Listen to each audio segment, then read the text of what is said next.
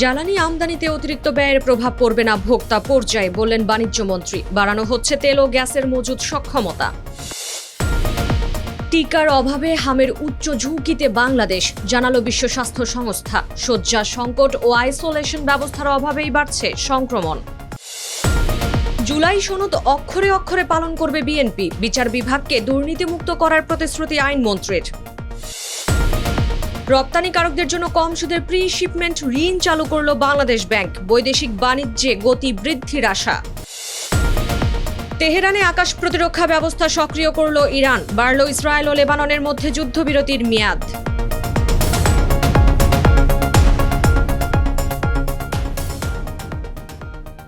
স্বাগত জানাচ্ছি the business স্ট্যান্ডার্ডের নিয়মিত আয়োজন টিভিএস রাত ৮টার সংবাদে। সঙ্গে আছি তামান্না খন্দকার।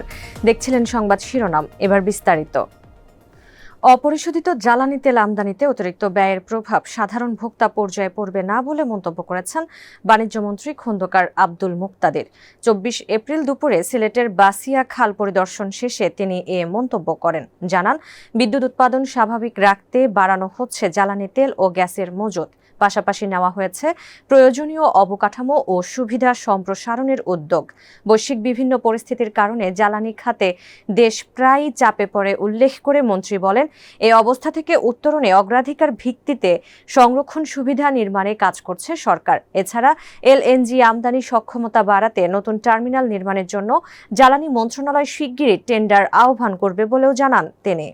বাংলাদেশের হাম পরিস্থিতি নিয়ে উদ্বেগ জানিয়েছে বিশ্ব স্বাস্থ্য সংস্থা। পরিস্থিতি জাতীয়ভাবে উচ্চ ঝুঁকিপূর্ণ বলে মূল্যায়ন করেছে সংস্থাটি। বাংলাদেশের ৬৪ জেলার মধ্যে ৫৮ জেলায় সংক্রমণ ছড়ানো, বিশাল সংখ্যক শিশুর আক্রান্ত হওয়া, টিকাদানের অভাব এবং হামের উপসর্গ নিয়ে মৃত্যুর ঘটনাবলীর আলোকে সংস্থাটির ২৩ এপ্রিল প্রকাশিত প্রতিবেদনে এ মূল্যায়ন করা হয়।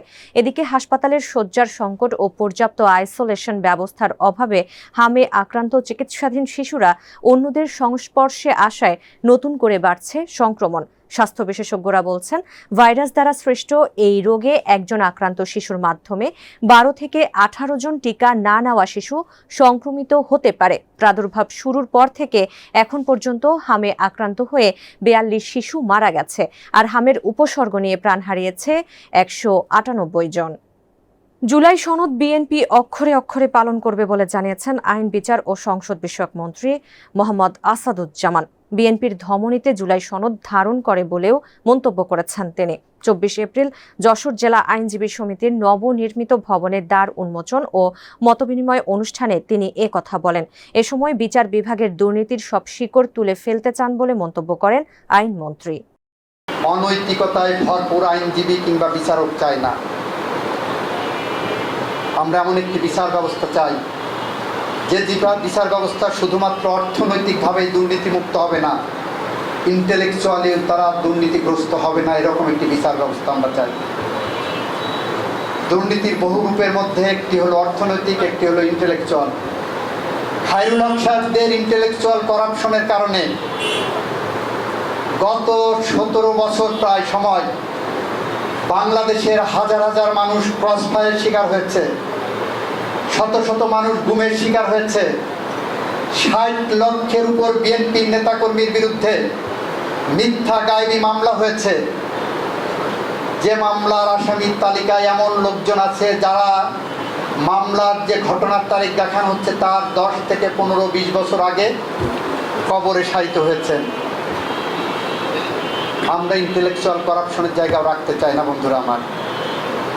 সেই কারণেই বলেছি, সচিবালয় আইনটা আমরা আরও বেশি যাচাই বাছাই করে পর্যবেক্ষণ করে এমন একটি আইন আনতে চাই যেখানে সত্যিকার অর্থে বিচারকরা সাংবিধানিকভাবে যে পথ নির্দেশ করা আছে সেই পথে হেঁটে যেতে পারেন।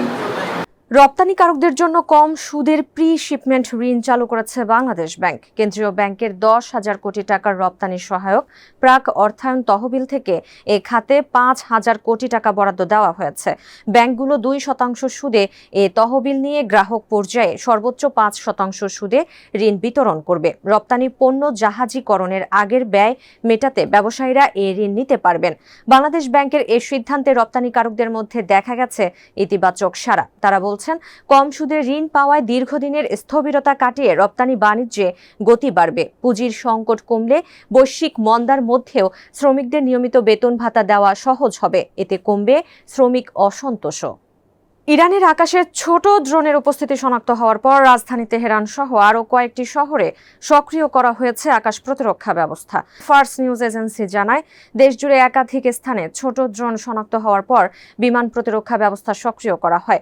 এদিকে হোয়াইট হাউসে উচ্চ পদস্থ কর্মকর্তা পর্যায়ের এক বৈঠকের পর লেবানন ও ইসরায়েল তাদের যুদ্ধবিরতি 3 সপ্তাহ বাড়িয়েছে বলে জানিয়েছেন মার্কিন প্রেসিডেন্ট ডোনাল্ড ট্রাম্প। 23 এপ্রিল তিনি ওভাল অফিসে ওয়াশিংটনে ইসরায়েলের রাষ্ট্রদূত ও লেবাননের রাষ্ট্রদূতের মধ্যে দ্বিতীয় দফার বৈঠকের আয়োজন করেন। দুই রাষ্ট্রদূতের আগের বৈঠকও যুক্তরাষ্ট্রের মধ্যস্থতায় হয়েছিল, যেখানে 10 দিনের যুদ্ধবিরতি ঘোষণা আসে। ওই বিরতি 26 এপ্রিল শেষ হওয়ার কথা। দর্শক, এই ছিল টিভিএস রাত 8টার সংবাদে। এতক্ষণ সাথে থাকার জন্য ধন্যবাদ সবাইকে।